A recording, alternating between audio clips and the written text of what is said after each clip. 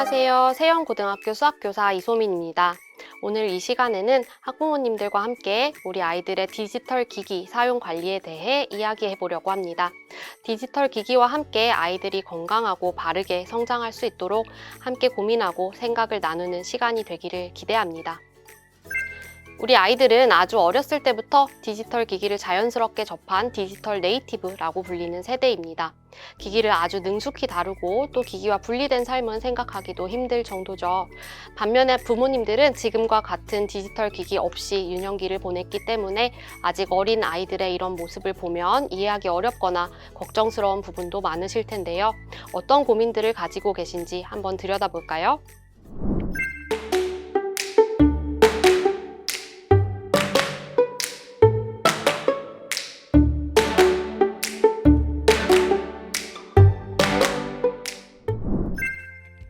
이 만화처럼 여러 학부모님들께서도 다양한 고민들을 가지고 계실 거라고 생각합니다.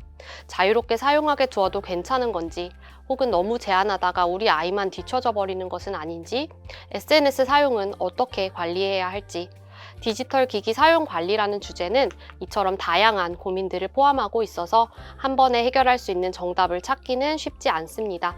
그래서 오늘은 자녀의 디지털 기기 사용, 무엇을 어떻게 관리하면 좋을지 세 가지 관점에서 접근해 보도록 하겠습니다. 첫 번째 관점은 사용 시간 관리입니다. 아마 학부모님들의 고민 중 많은 부분이 사용 시간 관리와 관련이 있을 것 같은데요. 관리가 꼭 필요한 것인지, 필요하다면 어떻게 관리하면 좋을지 이야기 나눠보도록 하겠습니다. 두 번째는 디지털 정체성 확립 관리입니다. 아이들의 안전한 SNS 생활을 위한 중요 키워드인 디지털 정체성에 대해 알아보고 그 필요성을 확인해 보겠습니다. 마지막으로는 디지털 예절 지도하기입니다. 요즘 아이들은 아주 다양한 특성의 플랫폼을 사용하기 때문에 지켜야 할 예절도 조금씩 다릅니다. 학부모님께서 잘 지도하실 수 있도록 함께 알아보도록 하겠습니다. 아이들은 디지털 기기를 사용하여 학습을 하기도 하지만 학습 외의 용도로 많이 사용합니다. 현실에서도 아이들이 시간을 현명하게 사용하도록 학부모님의 지도가 필요하듯이 디지털 세계에서도 시간 관리 지도가 꼭 필요합니다. 성숙하지 않은 아이들이 스스로 좋은 디지털 활동을 찾고 선택하기에는 아직 어려움이 많습니다. 올바른 조언 없이 두면 아이들은 제한 없는 디지털 세계에서 소중한 시간을 낭비하게 되거나 심하면 과의존이라는 큰 어려움에 직면할 수 있습니다. 이 그림과 같은 상황을 뉴스를 통해 접해보신 적 있으신가요? 스마트폰과 좀비를 합성한 스몬비라는 사회현상으로 스마트폰을 들여다보며 걷느라 주변 환경을 인지하지 못하는 사람들을 뜻합니다. 당연히 사고 위험이 높을 수밖에 없겠죠.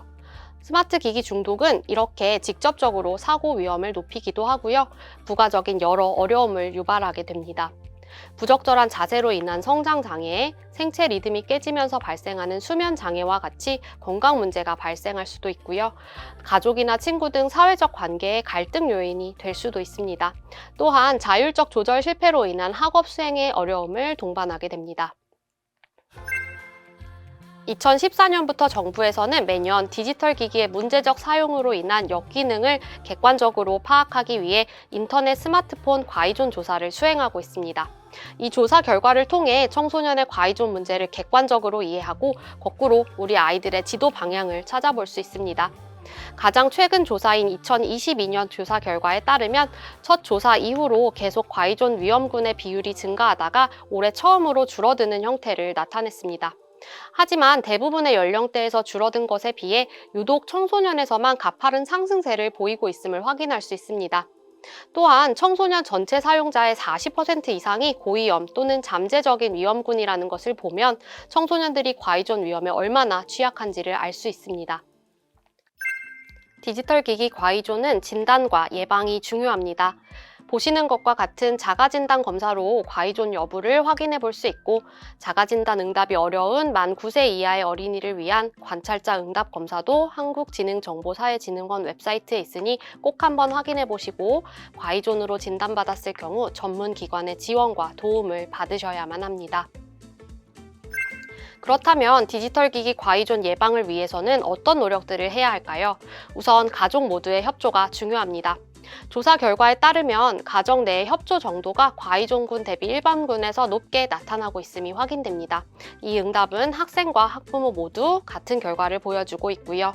특히 학생 응답 중 유의미한 부분은 함께 가족의 스마트폰 사용 규칙을 만들고 다 같이 지키려고 노력한다 라는 항목이 일반군에서 월등하게 높은 응답률을 보인다는 점입니다. 규칙 만들기는 가족 모두의 협조를 통해 기기 사용 시간을 관리할 수 있는 좋은 방법인 것 같네요. 그런데 이에 선행되어야 할 것이 있습니다. 바로 부모님 스스로 본인의 디지털 기기 사용 습관을 점검해 보는 것입니다. 아까 보셨던 만화에서처럼 우리 어른들도 사실 멍하니 SNS 게시물을 들여다볼 때도 많죠. 때로는 업무라는 핑계로 식사 중에 휴대폰을 만지기도 하고 30-40분씩 통화를 하느라 아이와의 시간을 소홀히 하는 경우도 있습니다. 이런 상황에서 아이를 지도한다고 했을 때 아이들은 어떤 생각을 하게 될까요?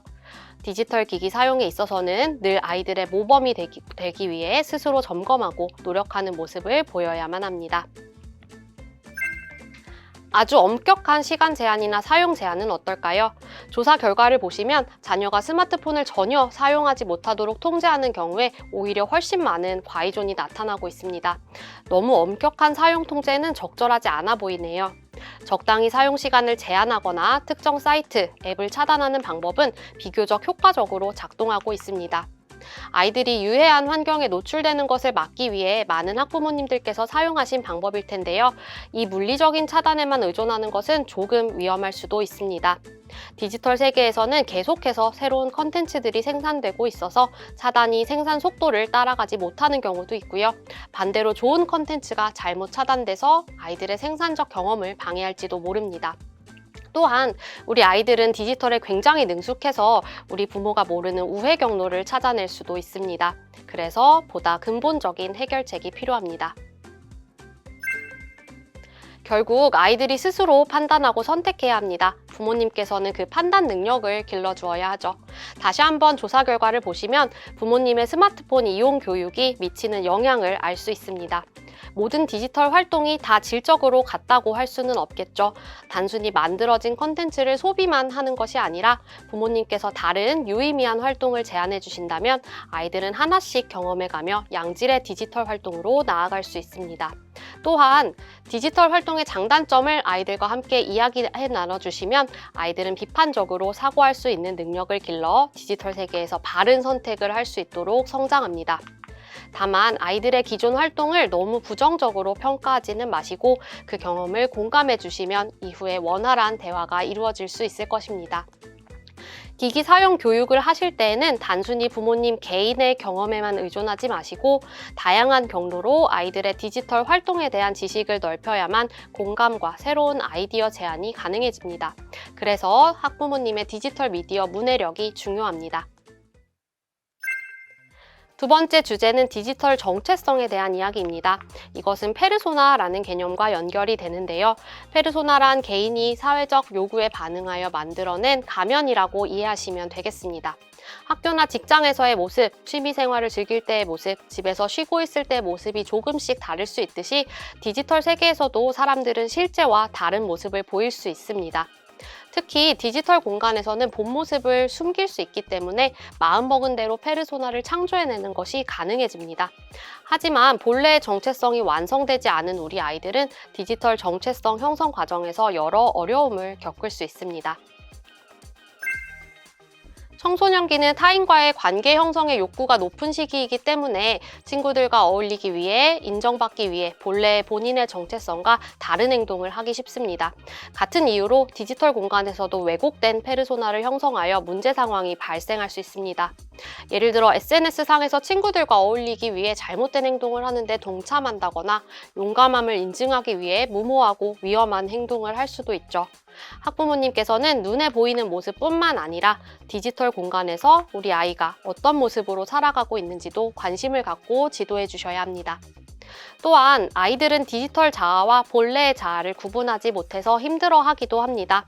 SNS 팔로워 수가 부족하기 때문에 나는 인기가 없다고 생각해서 점점 자신감이 떨어진다거나 SNS에서 많은 호응을 얻은 내 모습이 나의 본래의 모습이라고 생각해서 정작 현실의 내 모습은 들여다보지 않으려고 할 수도 있습니다. 아직 경험이 부족한 아이들이기 때문에 혼란스러운 상황을 잘 받아들이고 디지털 자아를 분리할 수 있도록 부모님의 지도, 공감과 대화가 필요합니다.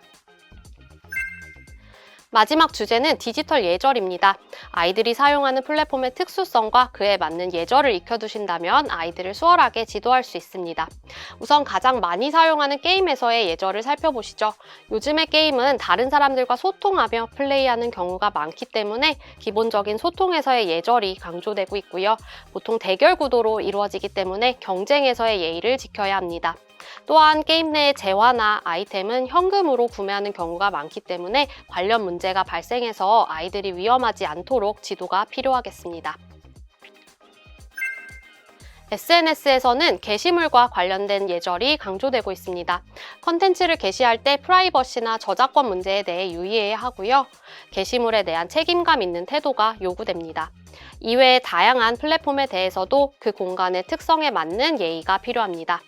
기본적인 핵심 원칙을 기억해 주시고 아이들의 다양한 활동을 이해하여 그에 맞는 지도를 부탁드립니다. 지금까지 우리 아이들의 디지털 기기 사용 관리에 대해 3가지 관점에서 살펴보았습니다.